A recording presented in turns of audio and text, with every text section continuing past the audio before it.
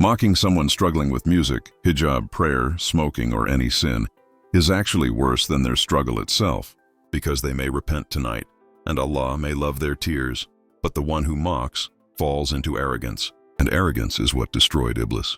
Even if they are wrong, you may advise, you may correct, but never mock. Mocking leads to pride. Pride leads to a hard heart, and a hard heart loses Allah's mercy. The Prophet said, "Whoever humiliates a believer, Allah will humiliate him on the day of judgment."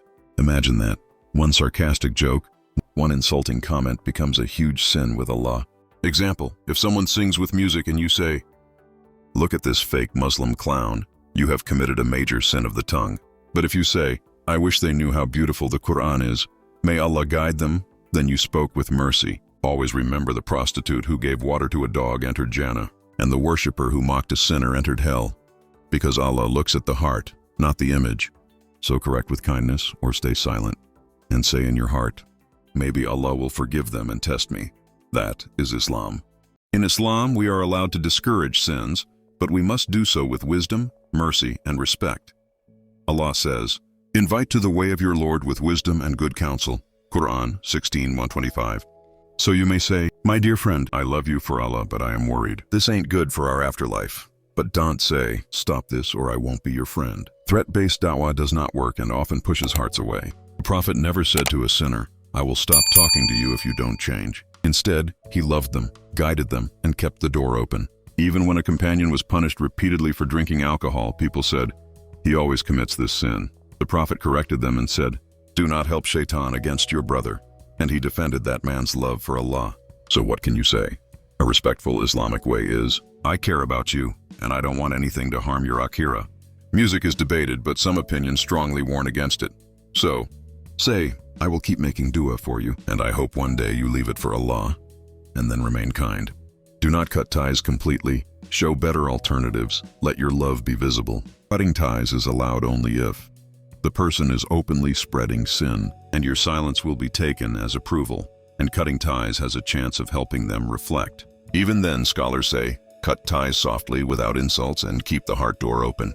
Threatening unfollowing on YouTube does not count as Islamic advice, unless you do it politely and with an explanation like, "I love your content and I want to keep supporting you. But if it becomes full of music, it will be hard for me to watch due to my own faith struggles. I hope you understand."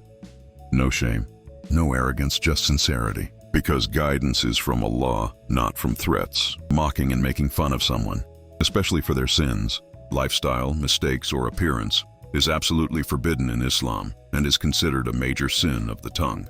Here is the Islamic ruling in a clear, easy way. Allah says very clearly in Surah Al-Hujurat 49:11, "O believers, do not let one group mock another, nor let women mock other women. Do not insult one another, nor call each other offensive nicknames." How evil it is to call someone wicked after they have believed.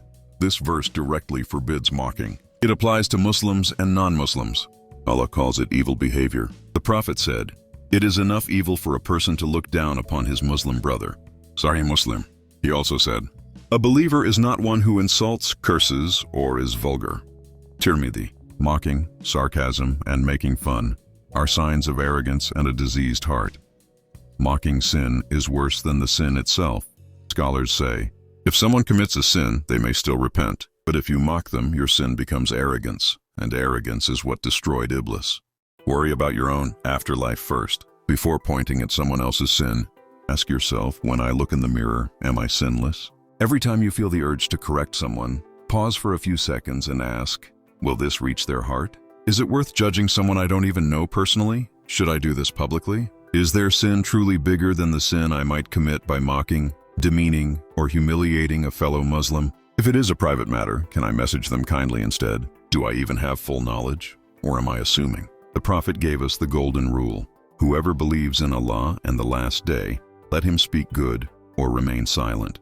Sahih Bukhari and Muslim. So before typing, commenting, or exposing someone, remind yourself, silence is sometimes more beloved to Allah than a harsh truth spoken with arrogance.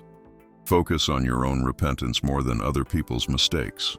That is how hearts stay pure. Mocking someone struggling with music, hijab, prayer, mistakes, or smoking is worse than the person's struggle. Final reminder, mocking kills da'wah. Mercy brings hearts closer. Correct quietly, kindly, and with love. Say, maybe Allah will forgive them and test me. That is the heart of a believer. Always remember the prostitute who gave water to a dog entered Jannah, i.e. paradise, and the worshipper who mocked a sinner entered hell, because Allah looks at the heart, not the image. So correct with kindness or stay silent and say in your heart, maybe Allah will forgive them and instead test me. That is Islam. So let us end with this dua. Ya Allah, purify our hearts from arrogance, from judgment, from pride.